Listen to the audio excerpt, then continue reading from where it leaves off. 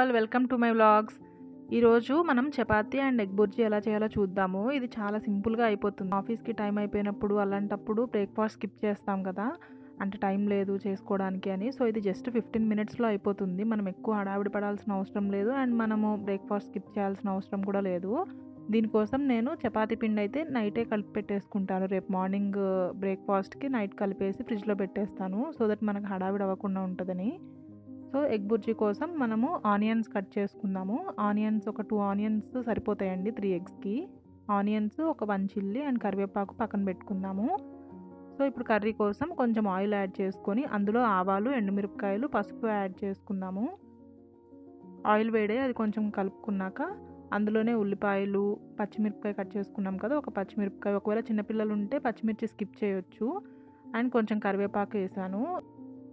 ఇంకా కొంచెం కరివేపాకు లాస్ట్లో యాడ్ చేద్దామని ఉంచాను నేను.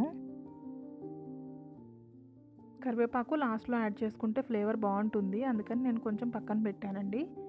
ఈ కర్రీకి సరిపోయినంత సాల్ట్ ఈ స్టేజ్లోనే యాడ్ చేసేసుకోండి. ఎగ్ వేసాక ఇంకా అవసరం లేదు, ఆనియన్స్లో యాడ్ చేసుకుంటే సరిపోతుంది. ఇలా మధ్య మధ్యలో కలుపుతూ ఫ్రై చేసుకోండి. సో ఈ ఉల్లిపాయలు ఫ్రై అయ్యేలోపు మనం చపాతీ కూడా చేసేసుకోవచ్చండి. మనం ముందు రోజే కలిపి పెట్టేసుకుంటే ఫ్రిడ్జ్లో అప్పటికప్పుడు ఫాస్ట్గా చేసేసుకోవచ్చు, మనకు టైం కూడా సేవ్ అవుతుంది. సో మధ్యలో ఆ ఉల్లిపాయలు కలుపుతూ చపాతీ చేసేసుకుందాము. ఉల్లిపాయలు ట్రాన్స్పరెంట్ అయ్యి కొంచెం గోల్డెన్ కలర్కి వచ్చాయి కదా, చెక్ చేసుకుందాము ఒకసారి. సో ఇలా ట్రాన్స్పరెంట్ అయ్యాయి కదా, ఈ స్టేజ్లో మనం ఎగ్స్ వేసేసుకోవచ్చండి. ఇంకా ఎగ్స్ కొట్టేసుకొని ఒకసారి కలుపుకోవాలి. ఇది మనకి బ్రేక్ఫాస్ట్ ఆప్షన్ లాగా తొందరగా అయిపోతుంది ఒక 15 మినిట్స్లో. అండ్ మనం డిన్నర్ లాగా కూడా తీసుకోవచ్చు. లంచ్లోకి అయితే ఎగ్ కర్రీ కొంచెం ఆరిపోతుంది కదా, కొంచెం టేస్ట్ అంత బాగోదు. సో బ్రేక్ఫాస్ట్ కానీ డిన్నర్ కానీ అయితే చాలా బాగుంటుందండి. వర్కింగ్ ఉమెన్ ఆఫీస్కి వెళ్ళేటప్పుడైనా, ఆఫీస్ నుంచి రాగానే చేసుకోవాలన్నా ఈజీగా ఉంటుంది. సో దీనిలో వెల్లుల్లిపాయలు కొట్టేసుకోవాలండి, ఒక 4-5, అండ్ ఒక స్పూన్ కారము. ఆ క్లిప్ మిస్ అయిందండి.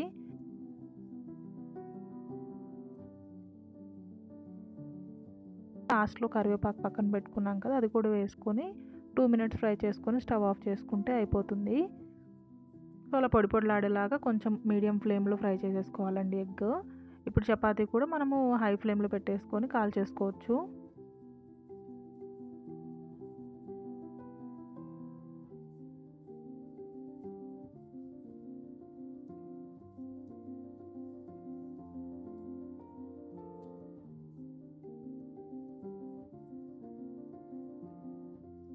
ఇంకా చపాతీ కూడా కాల్ చేసుకున్నాం కదా, మనం ప్లేట్లో పెట్టుకొని సర్వ్ చేసుకోవడమే.